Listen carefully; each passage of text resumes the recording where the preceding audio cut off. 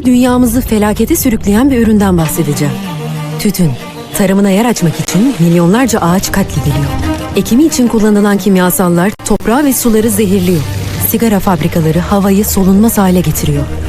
İzmaritleri, atıkları korkunç bir çevre kirliliğine yol açıyor. Sigara her yıl 8 milyon insanı öldürmekle kalmıyor, yaşam kaynaklarımızı da yok ediyor. 600 milyon ağaca, 200 bin hektar araziye, 84 milyon ton karbondioksit kirliliğine ve her yıl 22 milyar ton su israfına neden oluyor. Sigara sadece insanları zehirlemiyor, dünyamızı da zehirliyor. Buna dur diyebilirsin. Sigaragerçekleri.com. Hayatın tüm bu koşturması içinde aklınız faturalarda kalmasın, keyfiniz kaçmasın. DiziSmart keyfini kesintisiz yaşamak için hemen otomatik ödeme talimatı verin, rahat edin.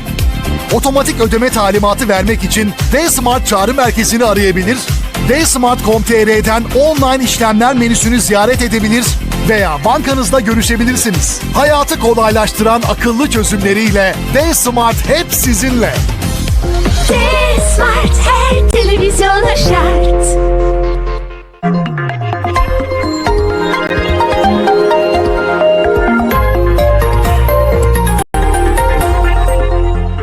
Gonna be okay, okay, okay.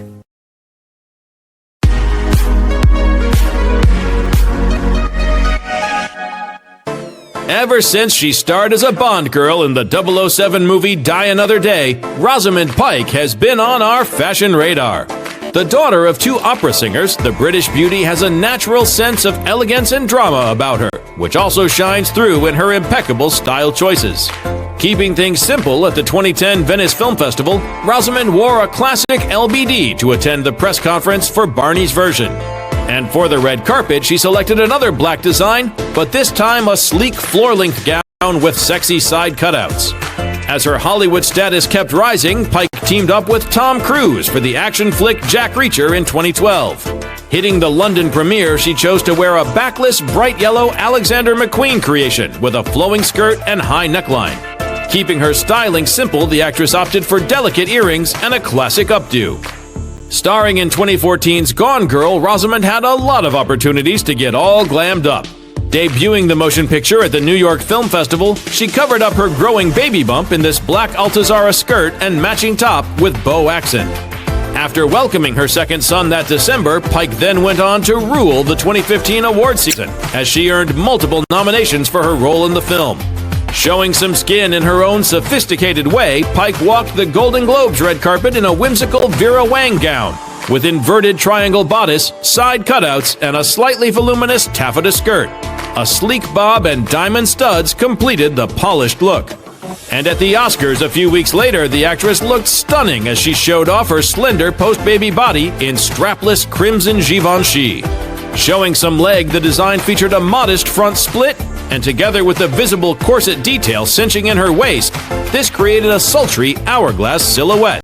She opted for another design from the French fashion house at the 2016 London Film Festival, this time switching things up a bit though, wearing a Grecian-inspired dress with tuxedo trousers peeping out from under the daring side split. The following year, the actress premiered the movie Hostiles at the Toronto International Film Fest. Looking nothing short of a red carpet princess, she selected a fairy tale design from Alexander McQueen for the occasion. But she was back to Givenchy in 2018 and stuck with it, almost like an unofficial brand ambassador. Flying out to chilly Berlin, she was a vision in white for the premiere of 7 Days in Entebbe. Looking very calm and collected under her newly debuted hairstyle, Rosamund kept herself warm in a wool coat with white and red feather details. Underneath, she opted for a long-sleeve turtleneck top combined with a tiered skirt and a leather band accentuating her waist.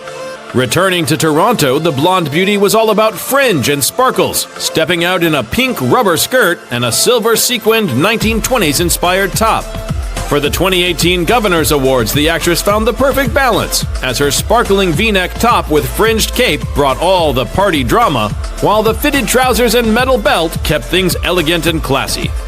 And finally, dominating the start of the 2019 award season, Rosamund exceeded our expectations when she rocked up to the Golden Globes in a somewhat edgier look than we're used to, but still truly fitting with her signature style.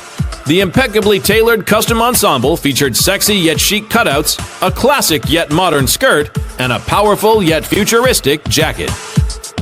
Having developed herself as a true style icon over the years, the red carpet is never boring with Rosamund Pike in attendance.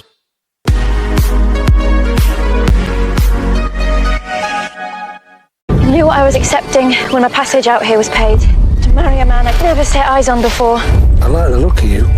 We've waited 12 years for this. You have been brought here as the property of your husband, and you will behave accordingly.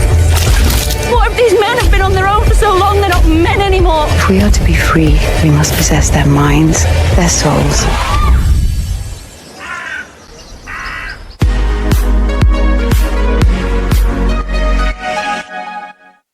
Irish star Saoirse Ronan has always had trouble getting people to pronounce her name correctly until she hit on telling them that it rhymes with inertia.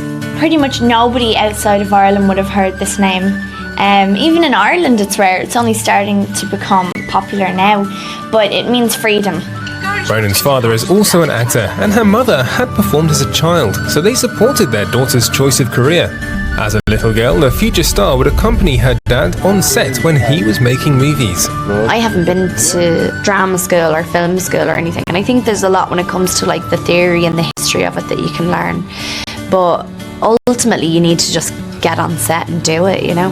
And Saoirse knows what she's talking about, as she earned her first Oscar nomination aged just 13 for her part in the movie Atonement alongside Keira Knightley and James McAvoy, proving that she was destined to be a star. I don't know if I'm a born actress. I suppose people who work with me would be better to ask than me. Another early hit for Ronan was The Lovely Bones, in which she played the ghost of a murdered young girl. Luckily, even then, the young actress knew how to cope with the dark themes of the film. I'm not a method actor or anything, so thankfully I'm able to put on my character in the morning and do the day's work and then go home and I can be myself again. So, and I think it's healthy. I mean, I know it's healthy for me personally to do that, because I don't think I'd like to completely live in my character for the whole 3 months or whatever amount of time you're doing a movie for. She's also starred as a young girl possessed by an alien being in The Host, a young adult film with some complex themes. I think a lot of it has to do with different perspectives on things, different perspectives on good and bad, on love versus attraction, on what's right for our planet and what's the biggest threat. Are we the biggest threat? All these kind of questions seem to be raised in this film. 2015 found Ronan on the Academy shortlist once again in the immigrant love story Brooklyn. Not that she lets praise like that go to her head. It's very exciting. You don't know what to say about it, you know, because it's a lovely thing. I think especially when you're not expecting it at all, and you spent most of the film thinking that you were just gonna ruin it. So yeah, I'm glad that the response has been so great to the film and everyone in it. Saoirse was finally named Best Actress in a Comedy by the 2018 Golden Globes for the coming-of-age flick Lady Bird, a very special role for her. Guys and girls, but mainly girls, have been sort of like, I've never seen any female character depict what I went through before. I've never fully felt like it was like a fully formed journey in the way it is in Lady Bird. That year she finally unveiled the period piece Mary Queen of Scots, a project she had been preparing for a long time. I was attached for about 6 years before we made it, and it was a number of things. It was getting to play such a brilliant role and being offered it at a time where the only things that were sort of coming my way were, you know, the sister of someone or the girlfriend of someone, or roles that just weren't, they didn't really excite me. And in 2019, Ronan joined a new big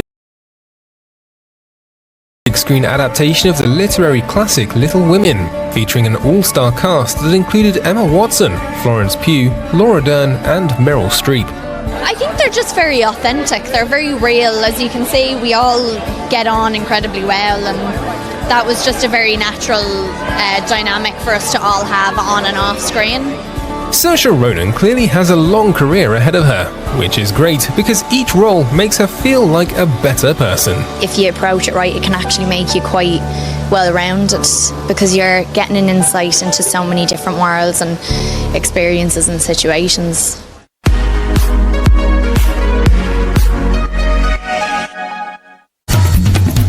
I used to be a legend, so it's agreed. You'll be moving forward with this partnership. My trio of popcorns! Simon? Sorry, Liz. Kenneth, just move! I'm sorry, who are you? I was asking myself that same question.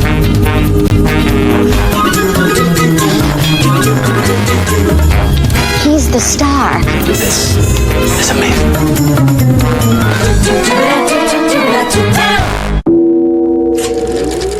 Yıldız Tozu başlıyor. 1987'de henüz 13 yaşındayken Steven Spielberg'ün Güneş İmparatorluğu'nda sergilediği unutulmaz performansla kadrajımıza giren ve o günden sonra kendini 7. sanata adayan Christian Bale, sinema tarihinin görüp görebileceği en büyük aktörlerden biri. 4 kez aday gösterildiği Oscar'lardan sadece birini, o da yardımcı erkek oyuncu dalında dövüşçüyle kazanmış olması sizi yanıltmasın. Bize sorarsanız Daniel Day-Lewis'in emekliliğini açıklamasından sonra sahne iyice ona kalmış durumda. Makiniste bir deri bir kemik kaldıktan hemen sonra Batman başlıyor da kaslı bir vücutla karşımıza gelen, dövüşçüde de gene kendini iyice incelttikten hemen sonra yeniden Batman rolüne soyunan aktör, bu gelgitleri defalarca yaşamış bir isim. Bu rol kaymalarında bedenine adeta eziyet eden Christian Bale, 9 yaşındayken bir televizyon reklamıyla başlayan oyunculuk kariyeriyle tam anlamıyla düşman çatlatıyor. Röportaj vermeyi pek sevmeyen, karısı ve 2 çocuğuyla mutlu mesut yaşayan, aksan konusunda rakipsiz olan aktör, Oscar'a aday gösterildiği Vice'ta canlandırdığı Dick Cheney ile de aynı doğum gününe sahip. 30 Ocak.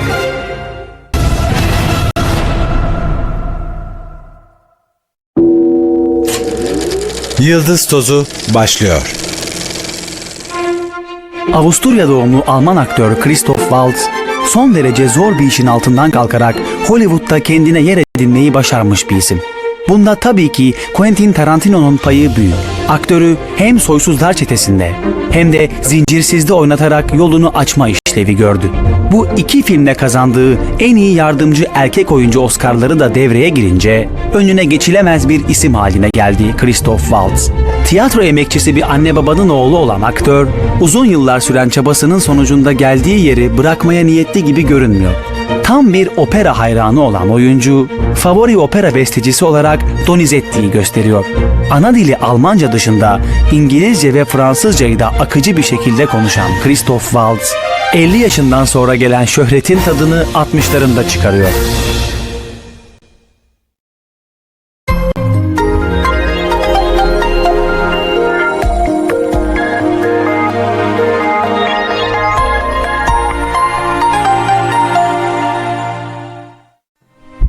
Bu topraklar yaşıyor, çalışıyor, üretiyor. Bir millet doğuyor, yürüyor, koşuyor, bir ritimle ayakta duruyor. Ama bu ritim yavaşlıyor. Evler sessizleşiyor. Okullar çocuk seslerini arıyor. Bir ülkenin ritmi insanla başlar, aileyle köklenir, nüfusla güçlenir. Türkiye'nin ritmi durmayacak, hikayemiz yarım kalmayacak. Bu diziyi dilerseniz Türkçe dublajlı, dilerseniz kumandanızın sarı tuşuna basarak orijinal dilinde Türkçe altyazılı izleyebilirsiniz.